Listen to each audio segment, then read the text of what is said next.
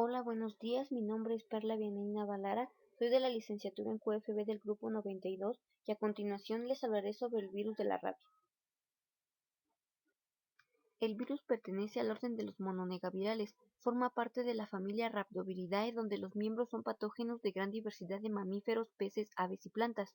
El género al que pertenece es a los Desavirus, donde se incluyen como especie al virus de la rabia y pseudorrabia. Importante mencionar que la rabia es el patógeno más significativo de los rhabdovirus. Pertenece a la clase 5 de acuerdo a la clasificación de Baltimore, ya que contiene ARN monocatenario no segmentado y de polaridad negativa. Son virus simples con envoltura lipídica en forma de bala. La cápside es helicoidal, de diámetro entre 50 a 95 nanómetros y longitud de 130 a 380 nanómetros. Tiene un genoma lineal de ARN de aproximadamente 11 kilobases de tamaño, codifica 5 proteínas y se replica en citoplasma. Todos los rhabdovirus se componen por dos unidades estructurales, una nucleocápside y una envoltura lipoproteica que rodea estrechamente la nucleocápside. Esta última es el componente infeccioso, activa en la transcripción y replicación, y en ella el ARN genómico se encuentra muy asociado a la nucleoproteína N y las proteínas L y P, formando un núcleo resistente a ARNasas, mismo que está recubierto por la proteína matriz responsable de la estructura helicoidal enrollada.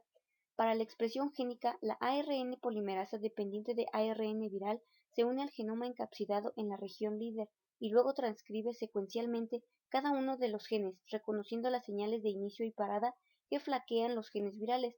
Los ARN mensajeros están protegidos por la proteína L durante toda la síntesis. En cuanto a su fisiopatología, la infección se puede dar por mordedura de un animal rabioso. En el animal provoca la secreción del virus a través de su saliva y un comportamiento agresivo. También se puede transmitir por inhalación, posiblemente aire de las cuevas, en tejidos trasplantados infectados como la córnea y por inoculación de membrana de mucosas infectadas. El virus se replica lento en el lugar de la mordida por días o meses antes de llegar al sistema nervioso central. El virus progresa por transporte axoplásmico hacia los ganglios dorsales y médula espinal. Una vez en médula espinal, el cerebro se infecta con rapidez, afectando el tronco encefálico, cerebelo y otras estructuras. Posteriormente se disemina hacia lugares muy inervados como la piel del cuello y cabeza, glándulas salivales, retina, córnea y otros órganos. La invasión al cerebro y médula espinal produce una encefalitis y degeneración neuronal. Una vez aparecido el cuadro clínico, la rabia es mortal. La duración del periodo de incubación va a depender de la concentración del virus, proximidad de la herida al cerebro, gravedad de la herida, edad del hospedador y estado del sistema inmune. Como datos importantes, la rabia es poco citolítica y rara vez origina lesiones inflamatorias. Las proteínas víricas inhiben la apoptosis y algunas acciones del interferón. La inmunidad celular parece desarrollarse poco o nada. Los anticuerpos neutralizantes no aparecen hasta que el cuadro clínico ya está avanzado, por lo que sí se puede impedir la diseminación del virus, pero solo si se trata en el periodo de incubación.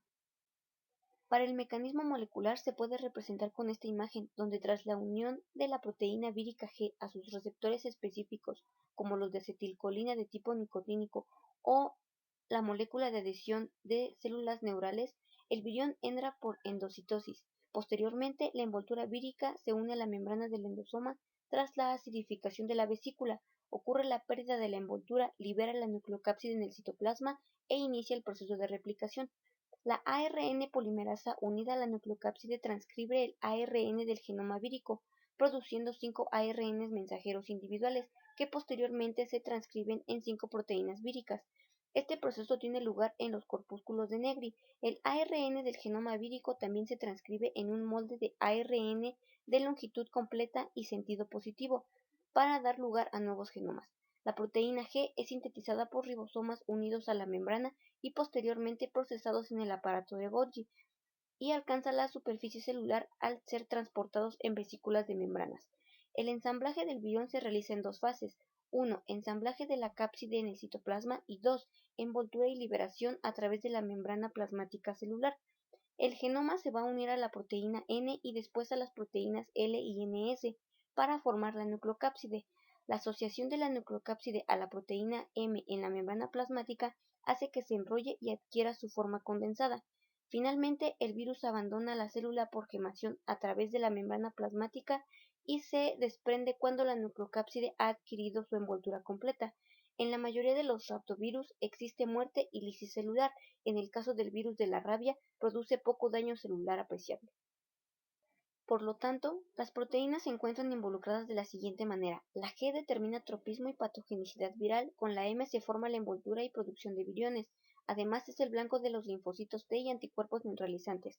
La N funciona como superantígeno con uniones a linfocitos T y antígenos del complejo mayor de histocompatibilidad clase 2. La P facilita la transcripción, estabiliza la proteína L, participa en la encapsulación del ARN e interactúa con la N para evitar autoagregación. La M se encuentra en el ensamblaje del virus, la exocitosis y regulación de los niveles de transcripción. Finalmente, la proteína L dirige la transcripción y replicación del ARN viral. La rabia es casi siempre mortal a menos que se trate mediante vacunas. Después del largo periodo de incubación, el paciente inicia con síntomas como fiebre, cefalea, dolor, picor en la herida, fatiga y anorexia. Esta etapa dura de 2 a 10 días y enseguida aparecen síntomas neurológicos específicos de la rabia. El síntoma más característico es la hidrofobia. ¿Pero por qué miedo al agua? Pues es debido al dolor que se asocia en los intentos del paciente por tragar agua. En esta fase neurológica también son frecuentes convulsiones, desorientación y alucinaciones. Posteriormente se puede presentar parálisis y originar insuficiencia respiratoria, siguiéndole un estado de coma y muerte, todo esto debido a las complicaciones surgidas. Las pruebas serológicas se usan muy poco para el diagnóstico debido a la seroconversión tardía y el bajo porcentaje de infectados que sobreviven a la enfermedad con anticuerpos postinfección. Únicamente se utilizan para el monitoreo de la concentración de anticuerpos protectores en personas que se encuentran involucradas laboralmente con el virus. Para ejemplo de ello, se encuentra disponible un kit para la detección in vitro de IgG antirrabia en suero o plasma humano llamado Platelia Rabies 2 Kit humano. Cabe mencionar que existe otro kit similar pero es específico para uso veterinario. Se trata de una prueba inmunoenzimática indirecta ELISA que permite la detección cuantitativa de anticuerpos contra la rabia post-vacunación. El título mínimo o nivel próximo al umbral de protección es de 0.5 unidades internacionales por mililitro. Normalmente se efectúan pruebas histopatológicas para confirmar el diagnóstico y determinar si un sujeto o animal sospechoso presenta rabia, tras el hallazgo distintivo de los corpúsculos de Negri, que son observados en el 70 y 90% de los casos, aunque la prueba es comúnmente realizada post-mortem debido al tipo de muestra que se requiere. La prueba de inmunofluorescencia directa es la técnica más utilizada en el diagnóstico de la rabia. Puede hacerse directamente sobre un frotis o en biopsias. En pocas horas produce resultados fiables en el 95 y 99% de los casos. Para el diagnóstico directo del virus se preparan frotis con tejido cerebral, suero líquido cefalorraquídeo, etc. Se fijan con acetona fría y se tiñen con una gota de conjugado fluorescente contra la rabia, ya sea que se prepare en el laboratorio o se compren los conjugados policlonales específicos para el virus completo o la proteína de la nucleocápside vírica. Como resultado, los agregados específicos se identifican por su fluorescencia. Para el cultivo celular se utilizan líneas celulares de neuroblastoma o células de riñón de hámster en medio de IGUL modificado por Dubleco con 5% de suero fetal bovino, incubación a 36 grados centígrados con 5% de CO2 de 18 horas hasta 4 días. Para verificar la presencia del virus en las células se usa la técnica de inmunofluorescencia ya mencionada anteriormente. Los ensayos basados en PCR se han usado desde hace años para confirmar el diagnóstico de la rabia, pero recientemente han sido aceptados por la Organización Mundial de Sanidad Animal como método principal para detectar la infección, ya que proporciona datos en tiempo real, minimizan contaminación y costo por muestra, son específicos entre los géneros del virus, además brindan calidad garantizada, diagnóstico robusto, rápido y sensible en casos de rabia animal y humana. En la imagen se puede observar el ARN genómico del virus con sus respectivas partes, y en la proyección en azul es un ejemplo que corresponde a la región del ARN amplificado por la RT-PCR.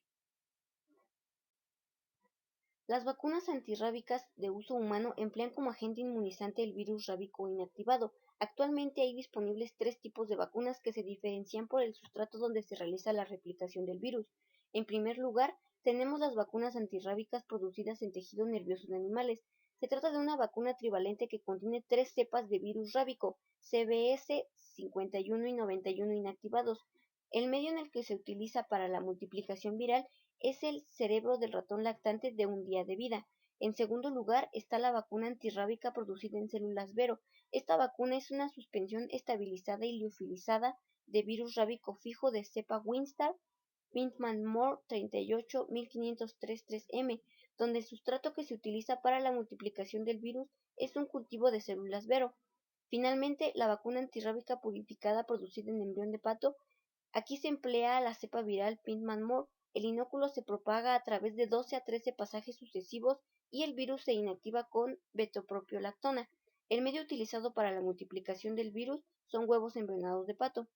Si bien cada vacuna tiene delimitados sus sitios de administración, pero todas estas coinciden en que pueden ser administradas en la región deltoidea.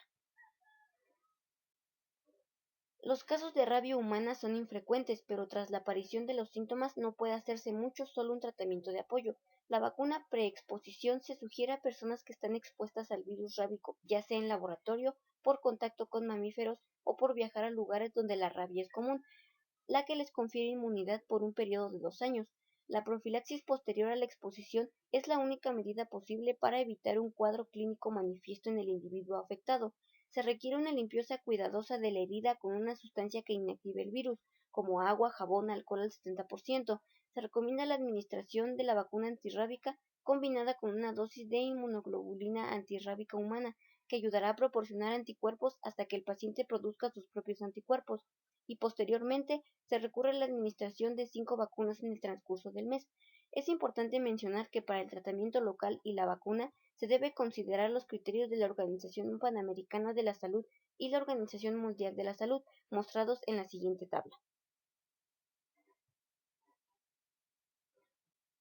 En esta diapositiva se ejemplifica el tratamiento en 2 casos: en una exposición leve donde solo se administra la vacuna antirrábica humana de células Vero, VeroRat, en 5 dosis, y para la exposición grave donde se administra la vacuna antirrábica 5 dosis más la inmunoglobulina antirrábica humana para la formación de anticuerpos, considerando en ambas su respectivo esquema de vacunación. Como conclusión, el virus de la rabia es un virus simple que codifica 5 proteínas, tiene envoltura lipídica y una forma peculiar tipo proyectil. Los casos de rabia humana son infrecuentes, pero una vez que han aparecido los síntomas, aparte de un tratamiento de apoyo, poco más se puede hacer. La rabia clínica casi siempre es mortal, a menos que se trate mediante inmunización tras el contagio. En definitiva, la prevención de la rabia humana depende del control eficaz de la rabia en los animales domésticos y salvajes. Finalmente se propone un cuestionario con 3 preguntas relacionadas al tema, sus respectivas respuestas y mis referencias consultadas para esta presentación. Muchas gracias.